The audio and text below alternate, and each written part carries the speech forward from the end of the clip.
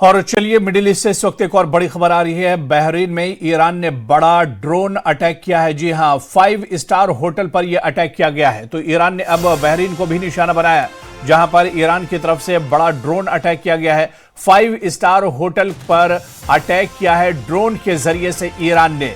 तो middle east में पल पल की खबरों पर हमारी नजर बनी हुई है। बहरीन से बड़ी खबर, जहां पर ईरानी ड्रोन्स ने बड़ा अटैक किया है। 5 स्टार होटल को निशाना बनाया गया और 5 स्टार होटल पर ही यह बड़ा अटैक ड्रोन के जरिए से किया गया है। तो बहरीन में ईरान का बड़ा ड्रोन अटैक, 5 स्टार होटल पर यह अटैक किया गया है ईरान की तरफ से बहरीन में। तो मिडिल ईस्ट में हालात लगातार खराब है।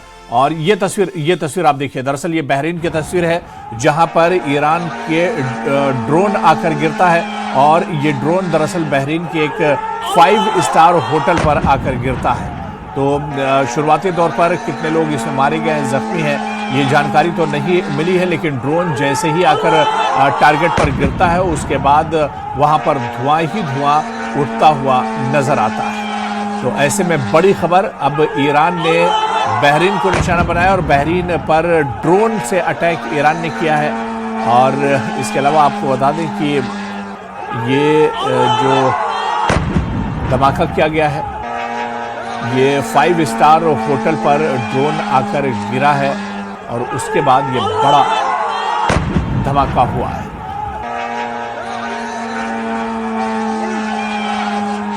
और इस बीच खामनेई की मौत के बाद ईरान में मातम है। जी हां, खामनेई की मौत के बाद ईरान में मातम है। भारी तादाद में सड़कों पर लोग आए हैं। खामनेई की मौत के बाद अब मातम छाया हुआ है पूरे ईरान में। तो खामनेई की मौत के बाद ईरान में मातम है, चारों तरफ गम गुस्से की लहर है। भारी तादाद में सड़कों पर लोग निकल कर आए हैं। खामनेई की मौत के बाद मातम छाया हुआ है हर तरफ। तो बड़ी खबर इस वक्त आपको बता दें कि खामनेई की मौत के बाद ईरान में मातम है और भारी तादाद में सड़कों पर लोग निकल आए हैं। खामनेई की मौत के बाद यहां पर मातम छाया हुआ है। आप ये देखिए, ये तेहरान की तस्वीर है, जहां पर बड़ी संख्या में लोग ईरान के supreme leader Ayatollah Ali Khamenei के बाद एक तरह से एहतजाज में मसरूफ है।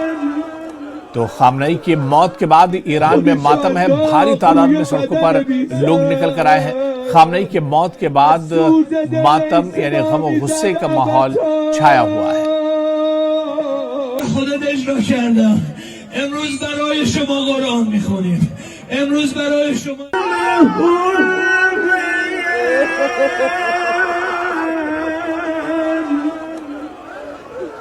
और दो खास मेहमान बहुत पहले से हमारे साथ बने हुए हैं, मोहम्मद अमीन साहब और प्रोफेसर अजिताब जी भी हमारे साथ बने हुए हैं। मैं एक बार फिर से अपने मेहमानों का रुख करूंगा। प्रोफेसर अजिताब जी, ब्रेक पर जाने से पहले मोहम्मद अमीन साहब से हमारी बात हो रही थी कि अब किस तरह के हालात होंगे। मैं प्रोफेसर अजिताब जी सर, एक चीज आपसे समझना चाहता हूं, जिस तरह से अब जवाबी कार्रवाई मिडिल ईस्ट में ईरान की तरफ से हो रही है, ईरान की क्षमता की अगर बात की जाए, कितनी सलाहियत ईरान में, कितना मजबूत ईरान है? क्योंकि एक तो बड़ा झटका ईरान को यह लगा है कि उसके पास अब ईरान के supreme leader Ayatollah Ali Khamenei मौजूद नहीं है। उन्हें एक तरह से मार दिया गया, उन्हें शहीद कर दिया गया। और इसके अलावा हमेशा से ही प्रोफेसर साहब आप देखिए कि अमेरिका का जो बैन है, अमेरिका की पाबंदियां ईरान के ऊपर रही हैं। तो ये लड़ाई कितनी लंबी या कितने वक्त तक ईरान एक तरह से लड़ सकता है? जिस तरह से छोटे छोटे टारगेट कर रहा है, चाहे बहरीन की बात करें, दुबई की बात करें, या फिर तल अवीव की बात करें, या मिडिल ईस्ट में दूसरे और जो एयरबेस है अमेरिका के, उन्हें ईरान निशाना बना रहा है। तो ये लड़ाई कितनी लंबी ईरान लड़ सकता है? देखिए, ईरान की अपनी सीमाएं हैं बहुत ज्यादा। वो खास करके अगर उसके एयर पावर की बात की जाए, एयरफोर्स की बात की जाए, तो बहुत ज्यादा वो सशक्त अमेरिका और इजराइल के सामने तो ज्यादा टिक नहीं पाएगा। 10 दिन भी टिक जाए तो बहुत बड़ी बात होगी, क्योंकि उसके जो असला हैं, जो उसके मिसाइल हैं, लगभग 3000 मिसाइलों की बात की जाती है उसके पास, जिसमें से दूर के मार की क्षमता वाली मिसाइलें लगभग 1500 की बात की जाती है। और अगर 10-20 मिसाइल भी डेली वो यूज करता है या 100-200 यूज करता है, तो 10 दिन माना जाए कि ज्यादा से ज्यादा वो कर पाएगा। तो जमीनी तो यहाँ पे लड़ाई हो नहीं रही है, एयर पावर की बात है। ईरान के पास दो जो मजबूत उसके असले में आता है, एक है मिसाइल पावर और दूसरा है ड्रोन पावर, जो अभी आपने दिखाया अपने स्क्रीन पे कि बहरीन में ड्रोन से अटैक हुआ। जी। तो ड्रोन उसके पास, ड्रोन की क्षमता है, इसमें कोई शक नहीं है कि ईरान काफी शक्तिशाली है उस मामले में। बट अमेरिका तक तो उसकी पहुंच है ही नहीं, इसराइल तक भी पहुंचने में उसको जॉर्डन होके ही जाना पड़ेगा, तो वहां भी उसकी क्षमताएं बहुत लिमिट हो जाती हैं। तो ईरान बहुत ज्यादा उस स्थिति में नहीं है कि इस वार को ज्यादा लॉन्ग करे, और इस वार में उसकी मारक क्षमता की बहुत बहुत ही, समझ लीजिए कि सीमित उसके संसाधन भी हैं। तो उस केस में दूसरी तरफ अगर देखें तो रूस और चाइना, ये लोग भी उसको खुल के मदद करने की स्थिति में नहीं है। बीच में ऐसी बातें कही जा रही थी कि चीन ने शायद उसको ड्रोन टेक्नोलॉजी दी है या ड्रोन का सप्लाई किया है। जी। तो सीमित भंडार भी उसके पास है। ऐसे में अमेरिका और इजराइल और जो खास करके मध्य पूर्व के देश हैं, उनसे भी वो एक बहुत मदद की। ईरान ऐसी गुहार करे भी या ना करे, लेकिन कोई बहुत ज्यादा उम्मीद ऐसी नहीं है, क्योंकि सऊदी खास करके और यूएई ये दोनों भुक्तभोगी रहे हैं ईरान की क्षमता को ये जानते हैं। तो वो चाहेंगे कि ईरान वीक हो, और जो सुप्रीम लीडर की मौत के बाद बहुत ज्यादा ईरान कमजोर हुआ है। अगर आर्थिक स्थिति की बात करें तो ईरानी करेंसी रियाल पहले ही बहुत नीचे जा चुका है। महंगाई की मार, बेरोजगारी की मार, ऑफ कोर्स युवा शक्ति है, लगभग 9.5 करोड़ की जो ईरान की पॉपुलेशन है उसमें युवाओं का ज्यादा की जनसंख्या है। तो ये एक युवा देश है, लेकिन जहां तक इनके पास हथियारों की बात है, मिसाइल की बात है, उसकी अपनी क्षमताएं भी लिमिट है और इनके पास संसाधन भी लिमिट है। तो वैसे केस में ये बहुत ज्यादा संघर्ष नहीं कर पाएंगे। बीच का रास्ता निकालना, और ये जो अमेरिका बार बार कह रहा है, भाई ये अमेरिका के तो ज्यादातर जो अमेरिका के की मांगे थी उसको ईरान ने लगभग मान लिया था। ईरान ने अपने जो न्यूक्लियर टेक्नोलॉजी की बात थी उसको भी उसने अमेरिका से ऑलमोस्ट उस पर सहमति बन गई थी। मिसाइल के जो 2000 किलोमीटर से ज्यादा मारक क्षमता वाली मिसाइलों की बात थी उस पे भी ईरान ऑलमोस्ट सहमत हो गया था अमेरिका से। लेकिन बीच में इजराइल और सऊदी की बात आ गई, क्योंकि ये लोग उसके मारक क्षमता के अंदर हैं। जो मिसाइल की ताकत है ईरान के पास, वो इन मिडिल ईस्ट के देशों को तो टारगेट करने के लिए काफी सक्षम है।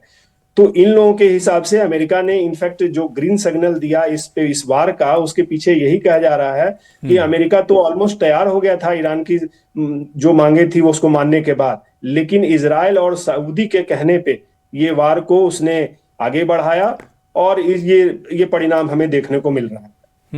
तो बिल्कुल जाहिर सी बात है कि ईरान के पास उस तरह की सलाहियत नहीं है, हमेशा से पाबंदियां उस पर रही हैं।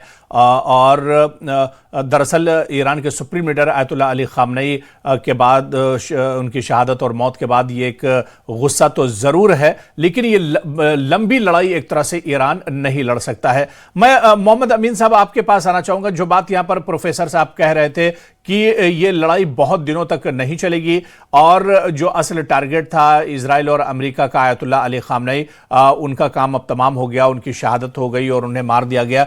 अब इसके बाद क्या, किस तरह का रुख आप इस पूरी लड़ाई में देखते हैं? जिस तरह से प्रोफेसर साहब बता रहे थे कि ईरान इतना मजबूत नहीं है क्योंकि सामने एक सुपर पावर अमेरिका है, उसके साथ इजराइल है और भी कई ताकतें हैं, और दूसरी तरफ आप देखिए कि मिडिल ईस्ट में तनहा खड़ा है ईरान। तो ऐसे में ये लड़ाई दरअसल शेर और बकरी वाली नजर आ रही है। नहीं, देखिए, जहां तक सवाल है ईरान का, तो ईरान एक लड़ाका कौम है, इसमें कोई दो राय नहीं। हिस्ट्री का इतिहास बताता है। लेकिन मैं समझता हूं कि खुमैनी साहब की वजह से ये जो लोग सोच रहे हैं कि मॉरल डाउन होगा, मॉरल डाउन नहीं होगा। ये जो सेकंड उनकी कमांड है, यानी उनका जो बेटा है, अगर वो पावर में आता है और वहाँ पर जो हालात हैं वो मारने मर जाने वाली बात होगी। मतलब वो कौम जो है वो जिंदा दिल कौम है। लेकिन जहाँ तक सवाल इस बात का है कि उन पे हथियार नहीं है या नहीं, ये नहीं है, वो नहीं। लेकिन इस बात को चाइना, और जिसे कल एससीओ मीटिंग में, यूएनएससी मीटिंग में ये जो बात कही है, चाइना ने कंडेम किया है, रशिया ने कंडेम किया है। तो ये सब चीज़ें ये बात दर्शाती हैं कि आज उनकी बारी है, कल उनकी बारी है। आज अगर ईरान की बारी है तो कल चाइना और रशिया की भी बारी हो सकती है। इसलिए उनको अपने हालात पे नज़र डालनी होगी और कोशिश करके इस या तो ये वार को रोकना होगा, नहीं तो वार के साथ देना होगा। मैं कहता हूँ थर्ड वार का जो आप कह रहे हैं कि शुरुआत है तो बिल्कुल 100% हो जाएगी। क्यों? क्योंकि देखिए, ना तो बनती है कोरिया से, न बनती है रशिया से, न बनती है चाइना से। तो अगर वो ईरान तो आसानी से इनके कब्जे में आने वाला नहीं है। अगर ये ग्राउंड की फोर्स पे आते हैं तो ग्राउंड पे भी उनका वियतनाम जैसा हाल होने वाला है। तो मैं ये समझता हूँ इस बात को, जो डिप्लोमेटिकली है, अगर ये बात हो जाती है, किसी तरह से बात रुक जाती है, तो सभी के हित में होगा, चाहे वो इंडिया हो, पाकिस्तान हो, रशिया हो, जितने भी मुल्क हैं एशिया के। तो एशिया के कंट्रीज जितने भी हैं वो काफ़ी रिलीफ महसूस करेंगे। क्योंकि देखिए, कुछ भी हो, ईरान तो कुछ ना कुछ तो एक्सपोर्ट कर ही रहा था। 30% पेट्रोल कर रहा था, यानी प्रोडक्ट कर रहा था। उसके साथ में उसके ड्राई फ्रूट्स हैं, ज्वेलरी है, जेम है, और बहुत सी चीज़ें हैं। इसके साथ साथ में वहाँ के लोग जो हैं कल्चरली बड़े एडवांस लोग हैं, आज से नहीं पुराने ही लोग हैं। तो पूरी दुनिया में इसका प्रोटेस्ट हो रहा है। इसका फ़र्क तो पड़ेगा अमेरिका के ऊपर, इसराइल के ऊपर। इस बात सोचने से मजबूर होंगे कि वहाँ बात करनी होगी। हाँ, जो होना था वो हो गया, खैर उन्होंने उनकी शहादत कर दी, ठीक है।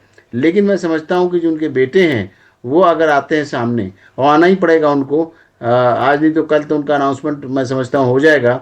उससे होने के बाद जो है फिर थोड़ी मजबूती आएगी और कुछ मुल्क उनका साथ देंगे। ऐसा नहीं है कि कोई मुल्क के साथ नहीं है। अगर कंडेम भी कर रहा है तो इस मीन्स उनके पीछे है। तो वो अमेरिका को भी सोचना होगा और ये वार को ख़त्म करना होगा और स्टॉप करना होगा। जो अगर ये बात कह रहे हैं ट्रम्प साहब कि हमने से बदला ले लिया, तो ठीक है, उन्होंने बदला ले लिया, लेकिन अब वार को तो ख़त्म करना होगा, क्योंकि कोई सिविल वार तो होनी नहीं है। क्योंकि अब उन्होंने जो अटेम्प्ट शुरू कर दिया है, ईरान के लोगों ने जो अपने ड्रोन और अपने जो मिसाइल मार रहे हैं वो गल्फ कंट्रीज रीजन में मार रहे हैं। क्यों? कि अमेरिकन बेसिस को ख़त्म करना चाहते हैं। इससे और ऊहापोह मचेगा, वहाँ पे सिविलियंस जो हैं डिस्टर्ब होंगे, और डिस्टर्ब होने के बाद उन पे भी ख़तरा मंडराएगा। ऐसा नहीं है। तो ये एक रिपरकशन बहुत तगड़ा होने वाला है। अभी आप वेट करिए, देखिए कि क्या होने वाला है। और ये मैं समझता हूँ कि हालात बड़े मुल्क के ख़राब होने वाले हैं आसपास के, जिसकी वजह से इनको वार इमीडिएटली रोकनी होगी। क्यों? क्योंकि सोच ये रहे हैं इस बात को कि हम ये करेंगे तो ये नहीं होगा, लेकिन नहीं, हर जगह रिएक्शन आपको देखने। हमारे हिंदुस्तान में क्या है, अभी हिंदुस्तान में देखिए हमारे यहाँ क्या है, कश्मीर के अंदर रिएक्शन हो रहा है, अभी लखनऊ में होने वाला है रिएक्शन। भाई शिया हजरात जहाँ रह रहे हैं, सैयद लोग अपना तो प्रोटेस्ट दिखाएंगे ना दिखाएंगे, चाहे वो रामपुर हो, चाहे वो हमारा लखनऊ हो। यहाँ कुछ लोग तो रहते हैं ना उनके फॉलोअर्स, ऐसा नहीं है। और ये बेसिकली देखा जाए तो खुमैनी साहब हमारे हिंदुस्तान के से उनका रिश्ता है, बाराबंकी से। तो ये चीज़ें हैं, बहुत कुछ है। अभी क्या हालात बनेंगे नहीं जानते हम लोग, लेकिन हाँ, लड़ने की पोजीशन में तो नहीं है अब इतना ईरान। लेकिन मैं समझता हूं कि उनके पीछे क्या ताकतें हैं ये तो वक्त बताएगा। और वक्त बिल्कुल, यानी ये लड़ाई अगर आगे बढ़ती है तो क्या इसका रुख और ज्यादा खतरनाक होगा? क्या रशिया और चाइना भी मिडिल ईस्ट में कुछ अपनी दिलचस्पी दिखाना चाहेंगे, इस लड़ाई में शामिल होना चाहेंगे?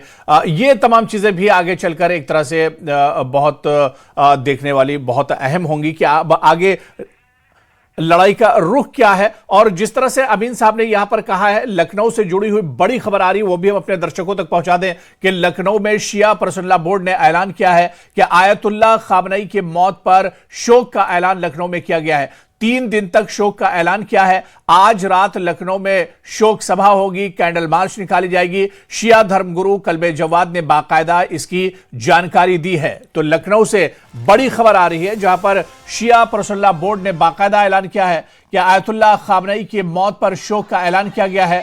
3 दिन तक शोक का ऐलान किया गया है। आज रात लखनऊ में शोक सभा होगी, कैंडल मार्च निकाली जाएगी। शिया धर्मगुरु कल्बे जवाद ने बाकायदा इसकी जानकारी साझा की है।